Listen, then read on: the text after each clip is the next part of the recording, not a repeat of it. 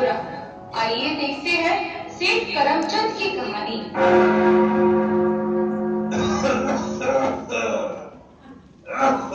यह है सेठ करमचंद, एक बहुत बड़े व्यापारी है। इनका खुद का कारखाना भी है। शेयर मार्केट में भी सट्टा करते हैं। जितना इनका कारोबार बड़ा है, उतना ही इनका परिवार भी बड़ा है। लेकिन बेचारे अब बीमार पड़े हैं। पिताजी, दवाई दी क्या? अरे, आपका बुखार 104 हो गया है। डॉक्टर को बुलाओ। अरे नहीं नहीं, 105 आएगा तब भेज देना। पिताजी, मैं शहर की बात नहीं कर रहा हूँ, आपके टेम्परेचर की बात कर रहा हूँ। पिताजी, आंखें खोलो, दीपक। अरे भगवान, ये क्या हो गया? पिताजी, आंखें खोलो। दीदी, मम्मी, जल्दी आओ। अरे क्या हुआ? क्या हुआ? पिताजी!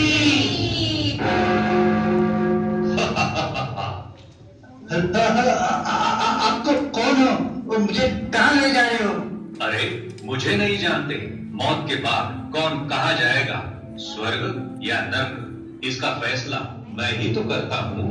अरे मगर मुझे नरक की तरफ क्यों ले जा रहे हो? मैंने तो कितना दान पुण्य किया है। अच्छा, लेकिन आपका कोई भी पुण्य कर्म चित्रगुप्त के झोपड़ी में क्यों नहीं है? ऐसे कैसे हो सकता है? मैंने तो 10 साल से गांव वालों को इतना स्वादिष्ट भोजन खिलाया है, गांव वालों ने जिंदगी में इतना बढ़िया भोजन कभी भी देखा भी नहीं होगा। लेकिन आपने किस खुशी में भोजन कराया? उससे क्या लेना देना? इतने लोगों को भोजन कराया, ये तो पुण्य का काम हुआ ना। फिर भी यह बताओ, किस खुशी में खिलाया?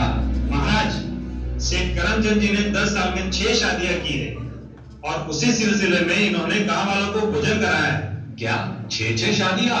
क्या करे, इन्हें बेटा ही चाहिए था ना। बेटी हुई तो पत्नी को ही बदल डाला। अरे वाह कामदेव जी, आपको प्रणाम। अब समझे नर्क की तरफ क्यों ले जा रहे हैं? अरे रुकिए रुकिए, जरा सुनिए।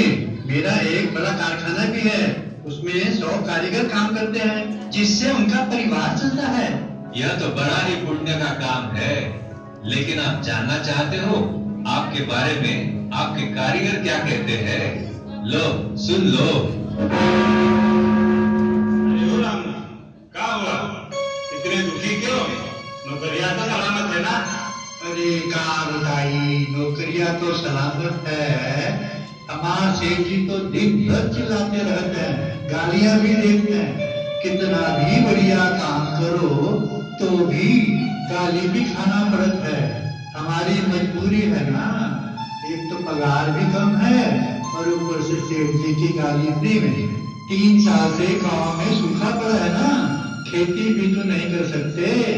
मजबूरन बीवी बच्चों को संभालने के लिए नौकरियां करनी पड़ रही है।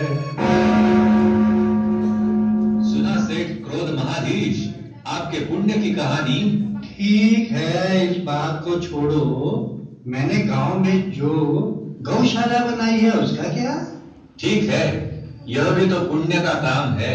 आओ वो भी तो देख लेते हैं। सेठ जी, हमने तो सरकार से 1000 गैया पालने की जमीन मुफ्त में ली थी, लेकिन हमारे पास उसे 500 ही गैया है। कोई बात नहीं, 500 या 1000 सब एक ही है, कोई फर्क नहीं पड़ता। कौन गिनने वाला है? बचा हुआ जमीन पर गोडाउन बनाएंगे और कारखाना का सामान रखवा देंगे। अगर कोई इंस्पेक्टर आया तो उसे चाय पानी देकर भगा देना।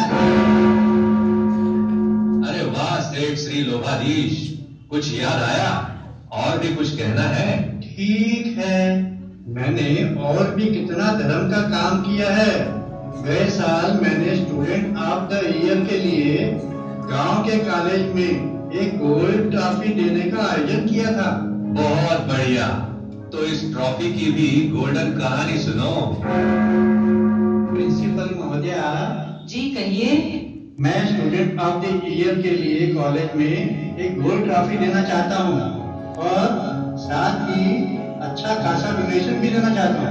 सेठ करमचंद जी, आप तो बड़े धार्मिक व्यक्ति हो। लेकिन एक बात है, स्टूडेंट ऑफ द ईयर के लिए मेरे बेटे को ही चुना जाना चाहिए। डोनेशन की चिंता ना करना, जितना कहेंगे हो जाएगा।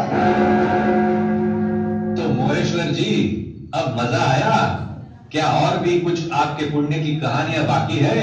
धर्मराज जी, आप तो मेरे कोई भी पुण्य कर्म में विश्वास नहीं करते हो। मैंने तो गांव वालों के लिए अस्पताल भी खोला है, जहाँ कितनों का मुफ्त इलाज होता है। जरूर आपने अस्पताल खोला है, लेकिन उसकी भी कहानी जरा याद कर लो। सेठ करमचंद जी, हम गरीबों के लिए अस्पताल बना रहे हैं, आप भी कुछ मदद करें तो अच्छा रहेगा। ठीक है, आप मुझसे कितनी उम्मीद रखते हो? यही कुछ 50 लाख। अच्छा है, मैं 50 लाख तो दे दूंगा, लेकिन अस्पताल मेरे खानदान के नाम पर ही होना चाहिए और ऑपरेशन थिएटर को मेरा ही नाम दिया जाए। ठीक है सेठ जी, आप 70 लाख देंगे तो हम जरूर वही करेंगे जैसा आप कहेंगे। अच्छा, मैं 70 लाख दे दूंगा, लेकिन ऑपरेशन थिएटर में चाकू छुरी जो होती है उस पर भी मेरा नाम होना चाहिए। जरूर, अगर आप चाहो तो जो मरीजों को खून चढ़ेगा वो भी आपका ही खून दे देंगे। अरे वाह, ये तो आपने बहुत अच्छी बात बताई, मुझे तो ये सूझा ही नहीं। यह बात सुनकर मैं तो बहुत खुश हो गया हूँ। अभी तो मैं अस्पताल के लिए 1 करोड़ दूंगा। सुना ओ सेठ अहंकारेश्वर, आपका ये चंदा भी पुण्य की गिनती में नहीं गया, बल्कि और ही बोझ चढ़ गया। अब आप समझे हम आपको नरक में क्यों ले जा रहे हैं। और हाँ, ये लो, जैसा आपको चाहिए हम मरीजों को देने के लिए आपका ही खून निकाल लेते हैं। नहीं, छोड़ो, मुझे छोड़ो। बचाओ, अरे बचाओ, मुझे बचाओ। अरे घबराओ नहीं, सेठ जिंदा है, सिर्फ बेहोश हुए थे। लेकिन मेरी धर्मराज से भी मुलाकात हुई, वो तो मुझे 5 विकारों के बारे में भी समझा रहे थे और मुझे नरक में भी ले जा रहे थे, हवा से भी घायल कर रहे थे। नहीं, यह तो आपका वहम था। आप भी इस बात को भली भांति जानते हो कि आपने जो पुण्य कर्म किए हैं उसके पीछे कोई न कोई स्वार्थ छिपा हुआ था, इसीलिए आपको धर्मराज का अनुभव हुआ। तो आप सबको भी याद रहे, शुद्ध, निस्वार्थ और निमित्त भाव से किया हुआ साधारण कर्म भी श्रेष्ठ कर्म में गिना जाता है। जब भी हम कोई श्रेष्ठ पुण्य कर्म करते हैं तो उसके पीछे कोई स्वार्थ छिपा हुआ न हो। निस्वार्थ और निमित्त भाव से जब श्रेष्ठ कर्म किया जाता है तब उसका परिणाम स्वयं को भी और सर्व को भी सुख और खुशी की प्राप्ति होती है।